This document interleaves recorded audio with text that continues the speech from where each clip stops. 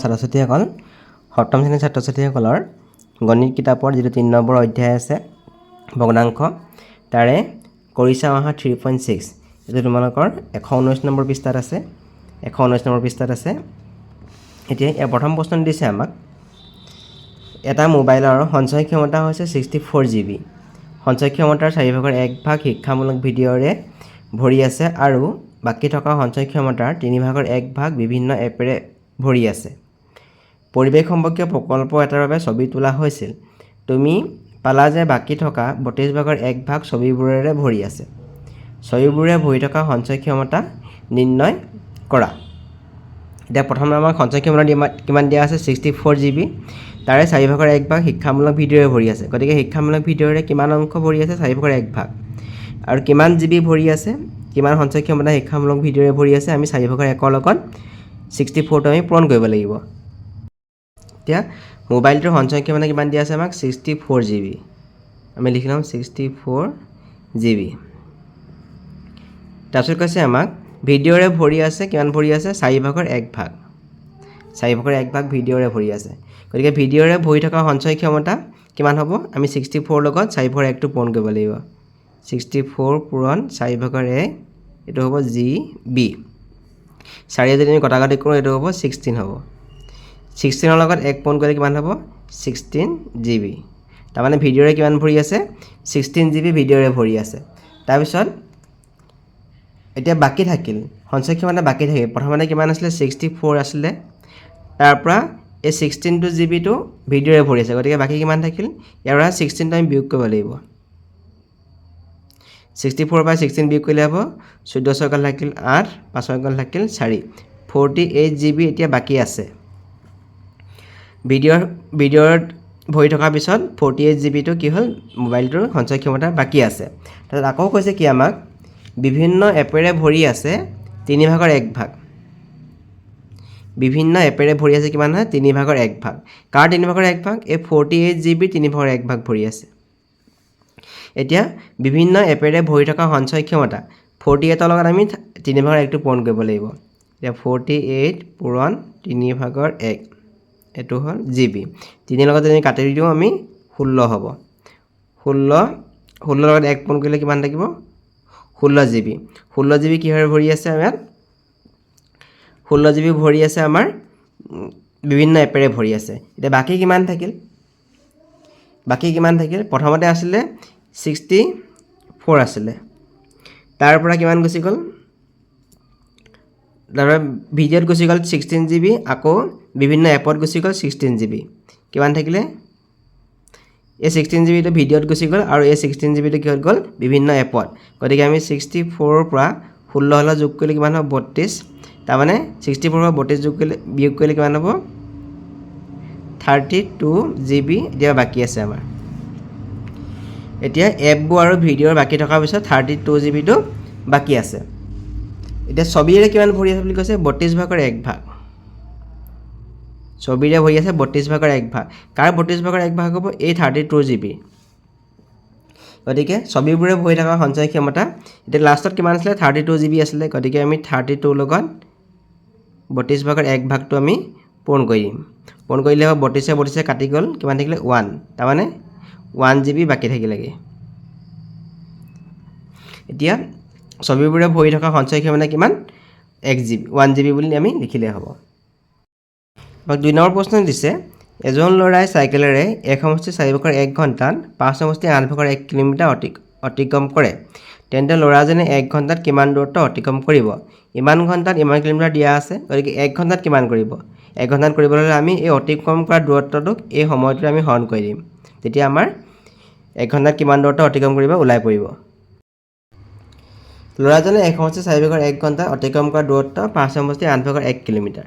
গতিকে ল'ৰাজনে 1 ঘণ্টাত অতিক্ৰম কৰা দূৰত্ব আমি এই 5 সমষ্টি 8/1টোক 5 সমষ্টি 8/1ক আমি হৰণ কৰি দিম 1 সমষ্টি 4/1।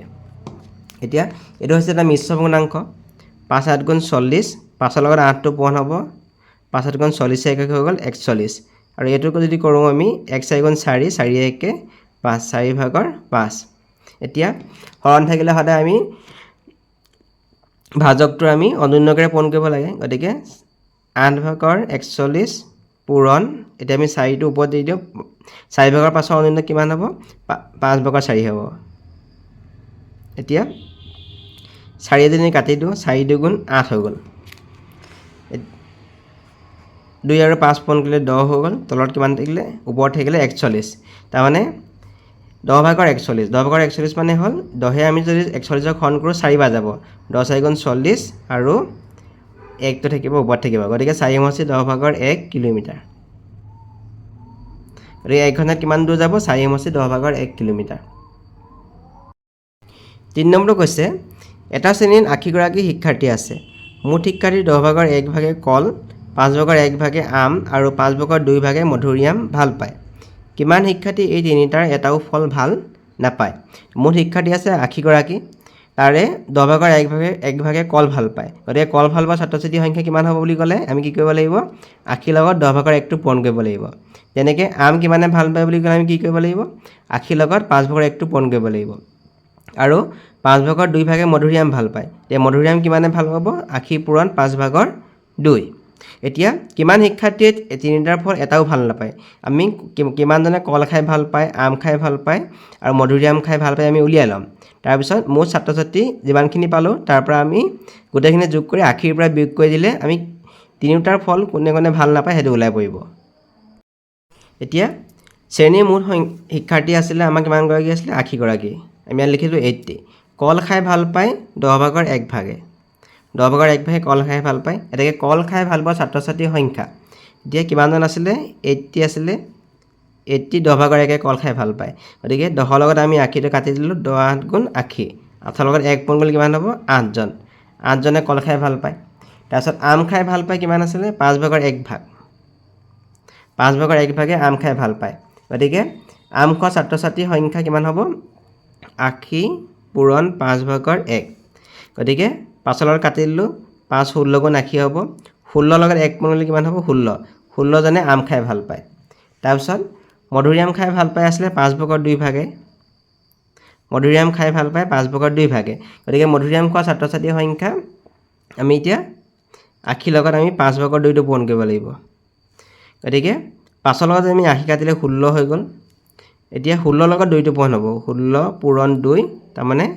32জনে কি খাই ভাল পায় মধুৰিআম খাই ভাল পায় এতিয়া মুঠ ছাত্ৰ ছাত্ৰী তিনিওবিধৰ এটাও ফল ভাল নোপোৱা ছাত্ৰ ছাত্ৰীৰ সংখ্যা মুঠ ছাত্ৰ ছাত্ৰী আছিলে 80জন তাৰপিছত ইয়াৰ পৰা আমি কল খাই ভাল পাই আছিলে 8জনে তাৰপিছত আম খাই ভাল পাই আছিলে 16জনে আৰু মধুৰিআম খাই ভাল পাই আছিলে 32জনে গোটেইকেইটা আমি যোগ কৰিব লাগিব 80ৰ পৰা 28 14 14তে 16 6 1 1 4 4 1 5 56জনে গোটেইকেইটা খাই ভাল পায় গতিকে 80ৰ পৰা 56 যদি আমি বিয়োগ কৰি কিমান থাকিব 10 সকল থাকিল 4 7 5 সকল থাকিল 2 24জনে এটাও খাই ভাল নাপায় গতিকে আমি উত্তৰটো এনেকৈ লিখিছোঁ 24জনে আমি এটাও ফল ভাল নোপোৱা ছাত্ৰ ছাত্ৰীৰ সংখ্যা কিমানজন 24জন 4 নম্বৰ প্ৰশ্ন দিছে আমাক 40 লিটাৰ ধাৰণ ক্ষমতাৰ এটি পাত্ৰ 4/3 পানীৰে ভৰি আছে ৰাহুলে সমান ধাৰণ ক্ষমতাৰ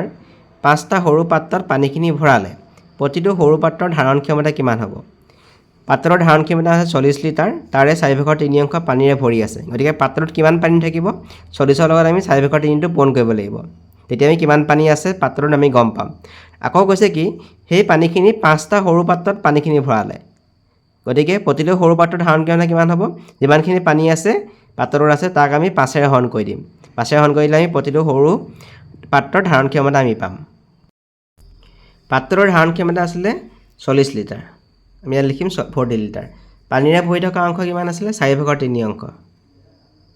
4/3 পানীৰে ভৰি আছিলে গতিকে পাত্ৰত থকা মুঠ পানী পাত্ৰত কিমান পানী থাকিব 40 পূৰণ 4/3 4 যদি আমি 40 কাটো 4 × 10 = 40 আকৌ 10 লগত 3 পূৰণ কৰিলে কিমান হ'ব 30 লিটাৰ পাত্ৰৰ মুঠ পানী কিমান আছে এতিয়ালৈ 30 লিটাৰ আকৌ কৈছে কি এই 30